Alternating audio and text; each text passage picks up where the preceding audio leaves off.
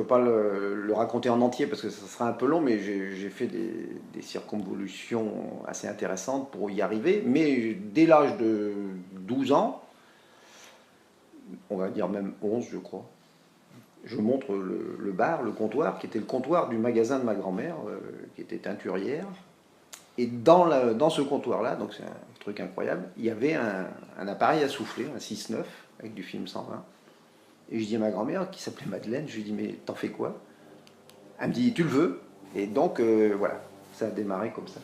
Donc, oui, il y a toujours eu cette envie de régler plusieurs problèmes que j'avais avec la réalité, que j'ai toujours un petit peu et qui m'intéressent énormément dans ce que je fais. Finalement, je crois que c'est le fond même de ce que je fais, c'est à la fois de l'interroger, la réalité, et à la fois de la tordre un petit peu. Le premier développement de film de ma vie, qui est quand même un truc extraordinaire, c'est du 24-36. Je n'ai pas de cuve à l'époque, je ne sais même pas trop comment on fait, mais je sais la formule chimique pour y arriver. Et je faisais ça dans la maison de mon grand-père, qui est une maison assez grande, où il y avait une chambre qui ne servait pas qu'au labo d'ailleurs, et ça m'a fait rire de repenser à ça. Et le premier film, je l'ai développé dans une cuvette dans le noir, restant dans le noir jusqu'à ce que le fixateur agisse, mais dans le noir absolu. Et en fait, j'avais pas mis assez de produits, donc il y avait que les trois quarts du film qui étaient développés. Assez long, mais bon, je vais essayer de faire court. En fait, cette agence, elle m'a énormément tenté parce que c'était post-68 et que moi j'avais 18 ans en 68, donc je me sentais très très concerné. Le modèle existant était de dire, à la fois il y a un métier, on va dire reporter, pour simplifier, mais il y a aussi un côté complètement expressif de la photographie dans lequel on va pouvoir montrer des choses qu'on ne pourrait pas montrer ailleurs, c'est-à-dire des images de reportage mais qui vont un peu sortir du reportage, des images des élections mais qui vont sortir des élections, des images de la famille en France qui vont sortir de l'image de la famille qu'on va donner. Donc, on arrivait déjà à faire la distinction assez aisément, venant d'où on venait, entre ce qui était le pur reportage fonctionnel, qui était qu'une prestation pour un client, et ce qu'on allait mettre de côté pour nous. Donc ma culture, elle est sauvage. Tout ce que j'ai appris, quand tu l'apprends tout seul, donc je me suis intéressé à un moment à ce qu'était la théorie sur l'image. Donc j'ai lu Barthes, j'ai lu Bachelard, et ces questions-là, qui ont été abordées, je ne savais même pas que ces gens-là s'étaient posé ces questions. Je ne pensais même pas qu'on se les posait. Et en fait, j'ai découvert que des gens s'étaient posé ces questions. Je suis parti, je me suis dit, je vais arriver à Hanoï, je ne vais pas aller ailleurs, je vais rester à Hanoï.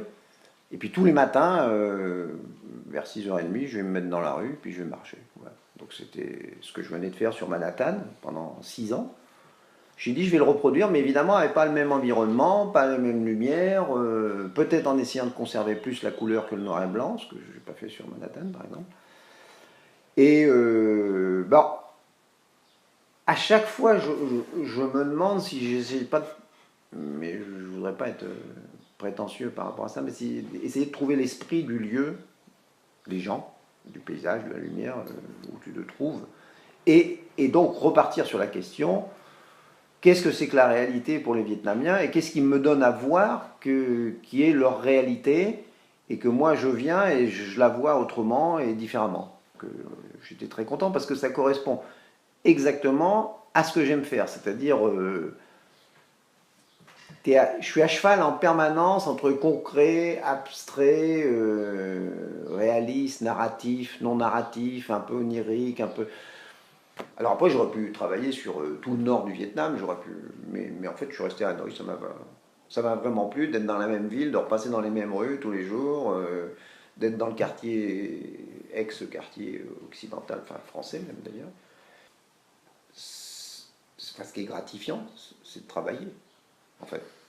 Donc je considère ça, tout le monde me dit, oui, c'est pas un boulot que tu fais, mais bon, mais c'est ça qui est gratifiant. C'est-à-dire que, en fait, tu pars en résidence parce que des gens ont considéré que tu pouvais le faire, et moi, mon expérience, c'est ça. Après, ce que j'en retire visuellement et esthétiquement, bah, à chaque fois, c'est nouveau, parce que l'environnement conditionne énormément ce que tu vas faire. Parce que finalement, les trucs trop mis en place, bon, j'ai pas la prétention de dire que je sais faire, mais ça m'amuse moins. Tandis que se casser un peu la figure, ça m'amuse.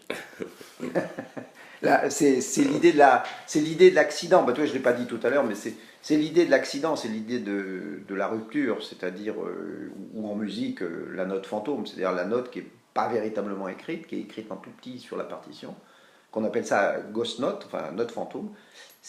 Dans la photographie, je trouve qu'il y a quand même cette idée-là, que tu es là, c'est 1 mm à gauche, 1 mm à droite, ça marche pas, tu es dans le tempo, il faut avoir un sens du tempo quand tu fais de la photo.